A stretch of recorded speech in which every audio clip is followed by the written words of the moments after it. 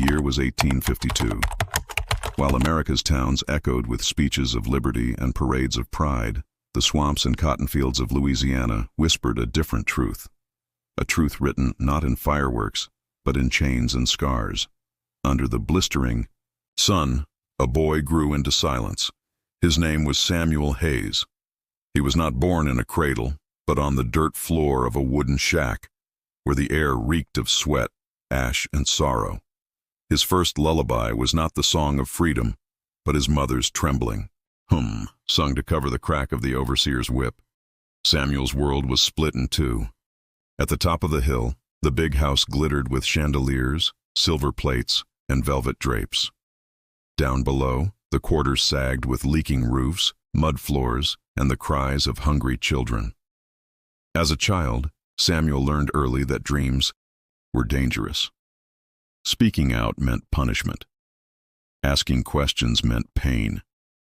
So he watched in silence. His small hands grew calloused, pulling ropes, lifting buckets, and dragging bales of cotton too heavy for his frame. Hunger became his shadow. Bruises became his lessons, yet even in the darkest nights, there were moments of beauty. When the day's work ended, his mother would point at the stars and whisper stories of a land across the ocean, a place their people once called home. She told him, "The stars do not belong to masters, Samuel. They belong to us all." Beneath those stars, Samuel found his only refuge, a riverbank, hidden by willows, where the water moved free. Unlike him, the river became his secret companion. Its current whispered promises of escape, of a world where chains could not follow. He grew, tall and strong, but inside remained quiet. While others laughed or sang to ease the pain, Samuel sharpened his silence. He listened to the rhythm of tools, the snap of ropes, the grind of stone, the weight of chains. Every sound etched into his memory, every scar on his back, every hunger in his belly became part of a vow he carried in his chest, a vow unspoken but burning. As years passed, Samuel's silence grew heavier. The overseers saw him as obedient, a strong back that asked no questions. But those who looked into his eyes whispered otherwise. They said his gaze carried storms. Even the elders in the quarters prayed for him in secret, fearing what fire might come if his silence ever broke. Still, Samuel endured, because survival was not about strength. It was about waiting until something snapped.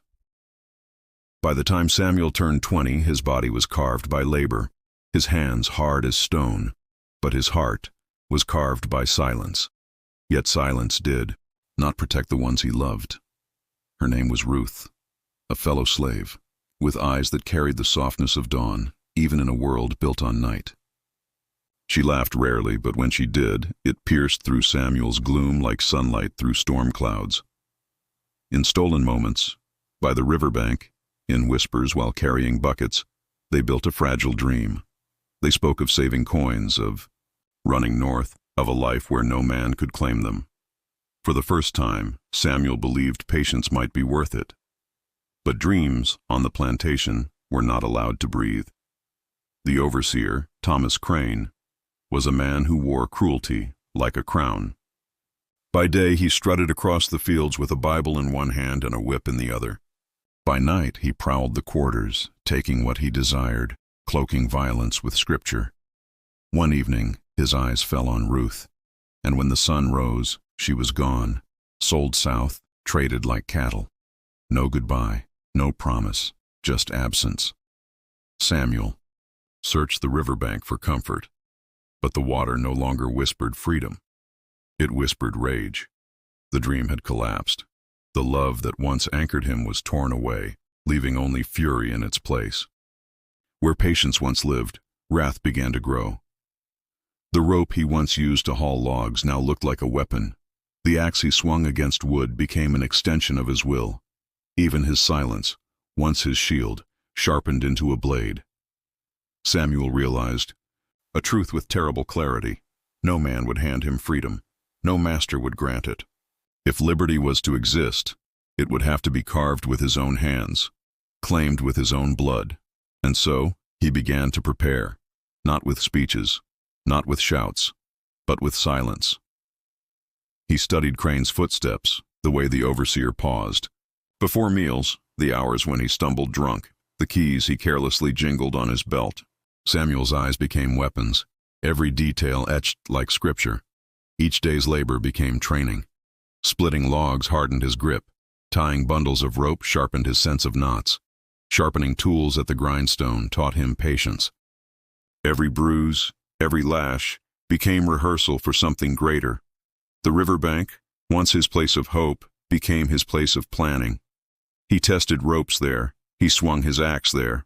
The willows whispered not of freedom, but of vengeance. Others sensed a change. Children avoided his gaze. The elders prayed harder, whispering that Samuel's silence had turned into fire. But none dared to speak aloud, for in the quarters, silence was survival, and Samuel's silence was becoming something more.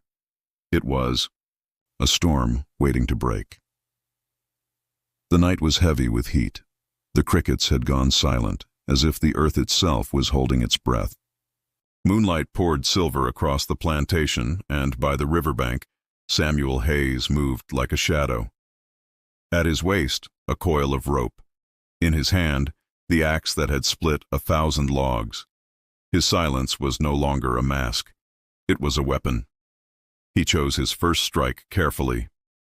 The drunkard overseer who wandered with bottle in one hand, whip in the other, believing fear was eternal. But fear does not protect a man when silence falls upon him. The attack was swift. The axe struck, not in gory detail, but in the rhythm of wood splintering, rope snapping, silence tearing. The drunkard's grunt became a broken note swallowed by the night. For Samuel, it was not murder. It was a verdict, and it was only the beginning. The second man fell soon after, the young master, swollen with arrogance, who treated women as toys. Samuel cornered him beneath the shadow of the willows.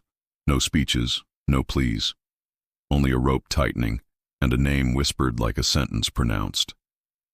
The boy's laughter died in his throat, choked by justice he never believed could touch him.